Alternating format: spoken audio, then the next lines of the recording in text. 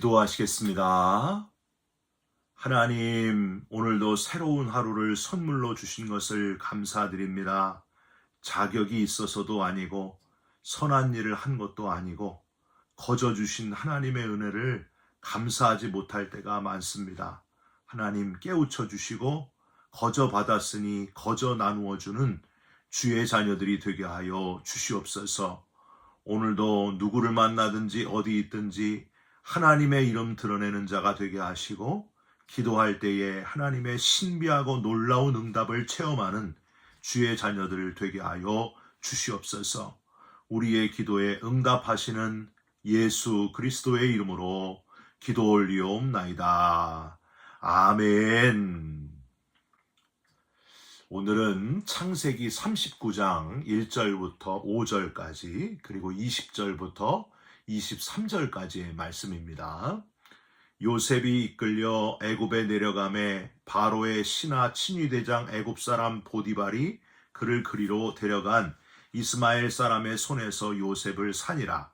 여호와께서 요셉과 함께 하심으로 그가 형통한 자가 되어 그의 주인 애굽사람의 집에 있으니 그의 주인이 여호와께서 그와 함께 하심을 보며 또 여호와께서 그의 범사에 형통하게 하심을 보았더라. 요셉이 그의 주인에게 은혜를 입어 섬김에 그가 요셉을 가정 총무로 삼고 자기의 소유를 다 그의 손에 위탁하니 그가 요셉에게 자기의 집과 그의 모든 소유물을 주관하게 한 때부터 여호와께서 요셉을 위하여 그 애굽 사람의 집에 복을 내리심으로 여호와의 복이 그의 집과 밭에 있는 모든 소유에 미친지라. 20절부터 23절입니다. 이에 요셉의 주인이 그를 잡아 옥에 가두니 그 옥은 왕의 죄수를 가두는 곳이었더라. 요셉이 옥에 갇혔으나 여호와께서 요셉과 함께 하시고 그에게 인자를 더하사 간수장에게 은혜를 받게 하심에 간수장이 옥중 죄수를 다 요셉의 손에 맡김으로 그 재반 사물을 요셉이 처리하고 간수장은 그의 손에 맡긴 것을 무엇이든지 살펴보지 아니하였으니 이는 여호와께서 요셉과 함께 하심이라. 여호와께서 그를 범사에 형통하게 하셨더라. 아멘. 오늘은 창세기 39장 1절부터 5절까지 그리고 20절부터 23절까지의 말씀으로 애굽에서 종으로 팔린 요셉이란 제목의 말씀을 함께 나누고 기도하는 시간을 갖겠습니다. 여러분, 오늘 본문을 읽으시면서 아셨겠지만은 오늘 본문은 요셉 이야기를 다루고 있습니다. 여러분이 요셉을 왜 좋아하는지가 참 궁금합니다. 여러분, 왜 요셉을 좋아하십니까? 오늘 읽지 않았지만은 6절에 보면은요, 요셉의 용모가 빼어나고 아름다웠다 하고 기록되어 있는데, 요셉이 잘생긴 남자여서 여러분 요셉을 좋아하는 겁니까? 아니면은 구덩이에 빠지고 애굽의 노예로 팔려서 불쌍해서 요셉을 좋아하십니까? 요셉을 좋아하는 대부분의 이유는요, 이게 맞을 겁니다. 요셉이 애굽의 2인자 국무총리가 되었기 때문 아닙니까, 여러분? 성공했기 때문 아니에요? 만약에 요셉이 국무총리가 되지 않았어도 여러분 요셉을 좋아하셨을까요? 보디발의 아내의 계략으로 요셉이 그 자리에서 죽임을 당했어도 여러분 요셉을 좋아하셨을까요? 우리 속에는요, 해피엔딩, 즉 무엇보다도 성공하고 돈 많이 벌고 큰 명예나 권세를 얻는 크게 뭔가를 소유하거나 높은 위치에 올라가는 것이 우리의 목표고 비전으로 삼는 경향이 많다고 하는 겁니다. 그래서 오늘 본문에 2절과 3절에 나오는 형통이란 표현을 들으면서 주로 부자되고 높은 명예를 얻게 되는 것, 그것을 예상하는 분들이 많을 겁니다. 여러분, 성경에 이 형통이란 단어는요, 딱 5번밖에는 나오지 않습니다. 그 중에서 오늘 우리가 읽은 이 창세기 39장에 형통이란 단어가 3번이나 나오는데, 오늘 읽은 구절 중에 2절, 그리고 3절, 그리고 마지막 23절에 이렇게 3번 나와 있습니다. 그런데 오늘 본문의 2절과 3절, 그리고 마지막 23절에 나오는 형통을 여러분 한번 자세히 읽어보세요. 우리가 생각하는 그 예상하는 형통하고는 거리가 멉니다. 2절 한번 읽어보실까요?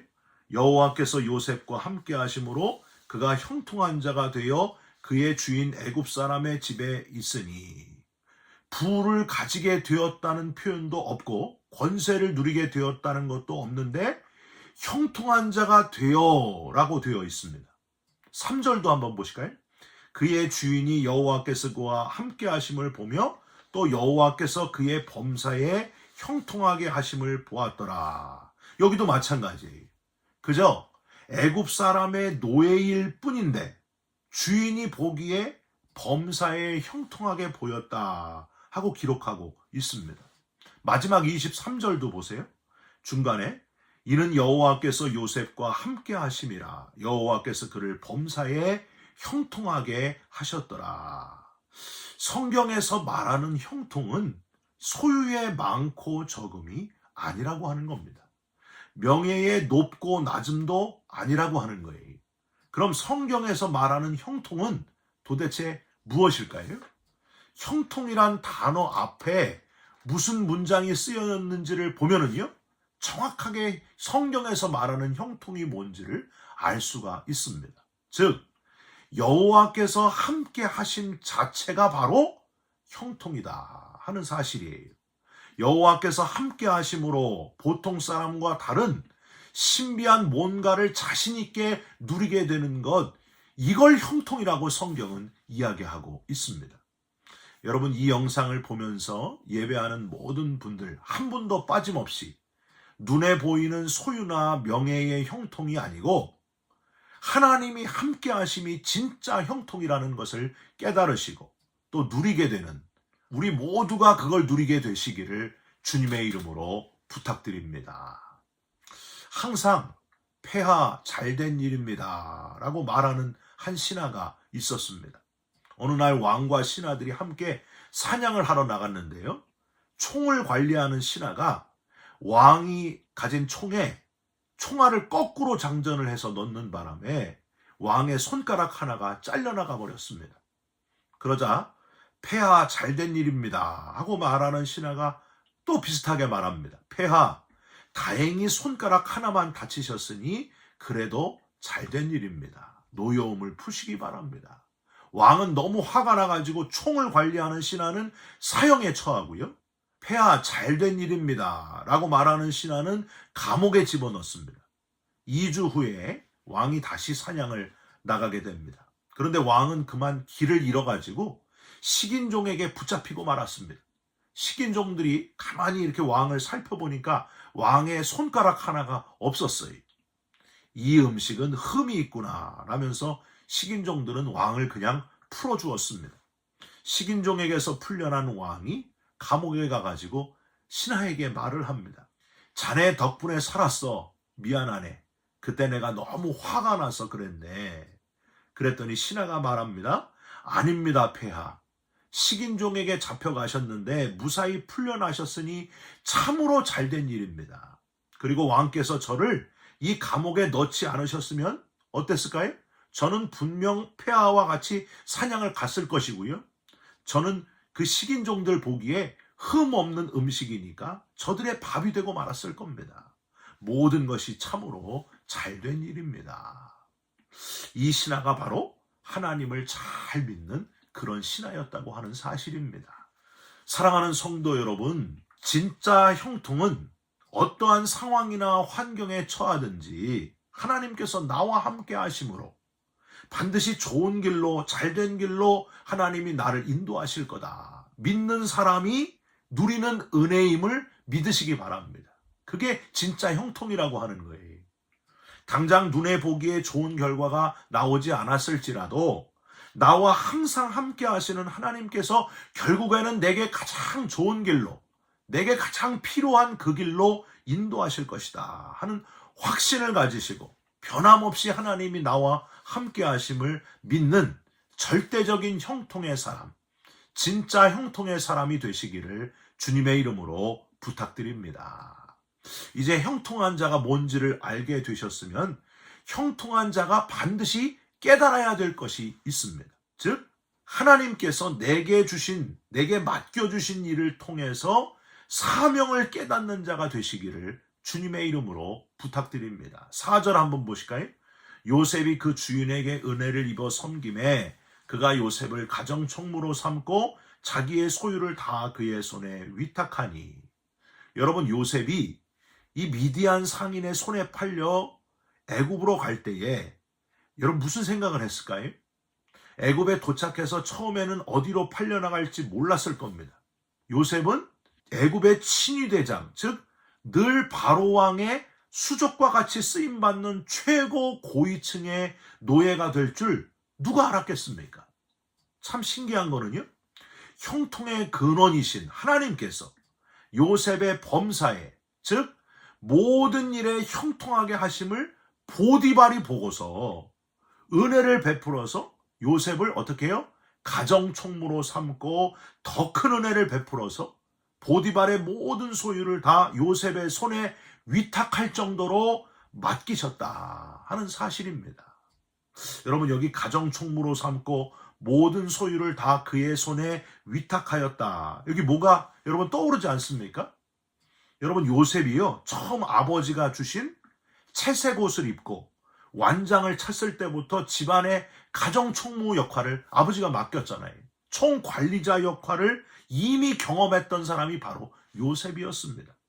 비록 아버지에게 형들의 일거수일투족을 보고하는 일이었지만은 얼마나 그 일을 충실하게 감당했는지 형들의 미움을 살 정도였고요.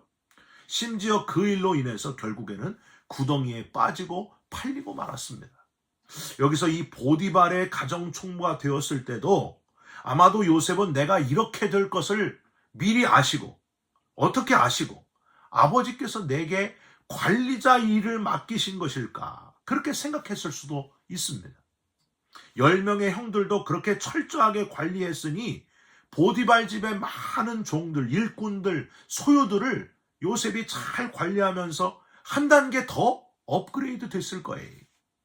전체를 관리하는 시야가 훨씬 넓어졌을 겁니다. 여러분, 여기서 끝이 아니에요. 이제 보디발 아내의 유혹을 뿌리치고 감옥에까지 요셉이 들어가잖아요. 감옥에서 또 뭐가 됐어요? 관리자가 되지 않았습니까? 그러니까 처음에 야곱이 관리자의 일을 맡겼고, 보디발의 집에서도 관리자가 되었고, 감옥에 들어가서도 또 관리자가 되는 요셉을 우리는 여기서 보게 됩니다. 하나님께서 감옥 간수장에게 은혜를 받게 하셔서 22절 한번 보세요.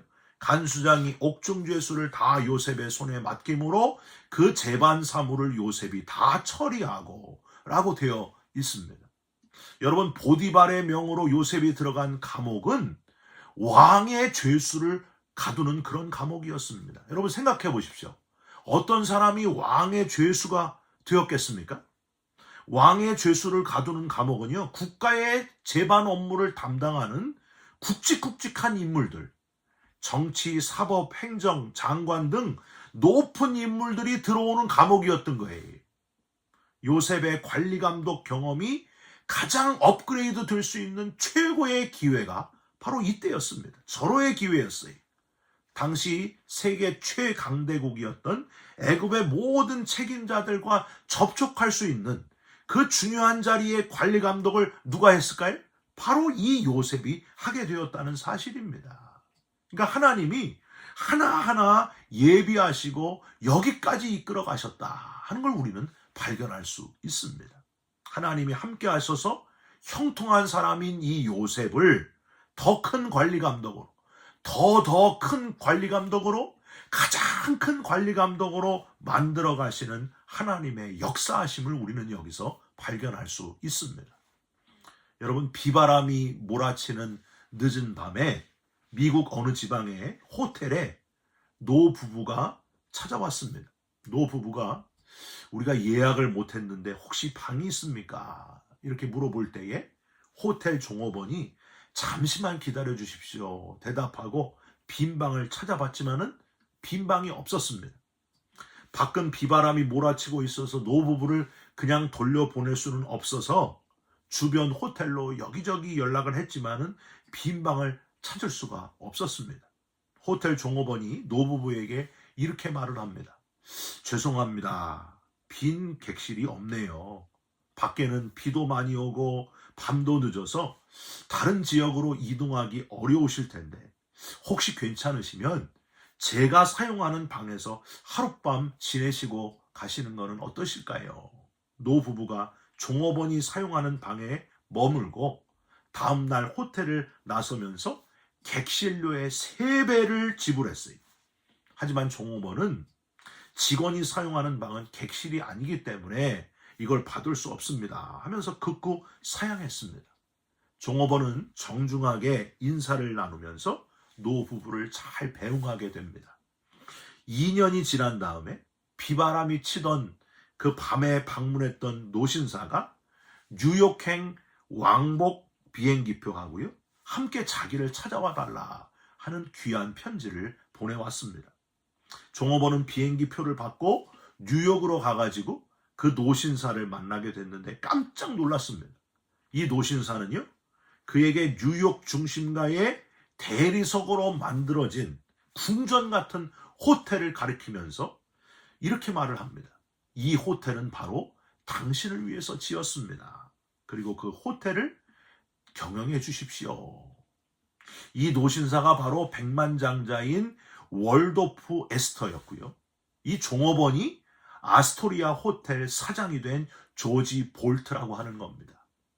진심 어린 배려와 친절 덕분에 지방 호텔 종업원이었던 조지 볼트가 미국의 고급 호텔 중 하나인 월도프 아스토리아의 사장이 되었다 하는 그런 이야기입니다. 여러분, 지금 저와 여러분이 하는 일이 별 볼 일 없는 일일 수도 있습니다.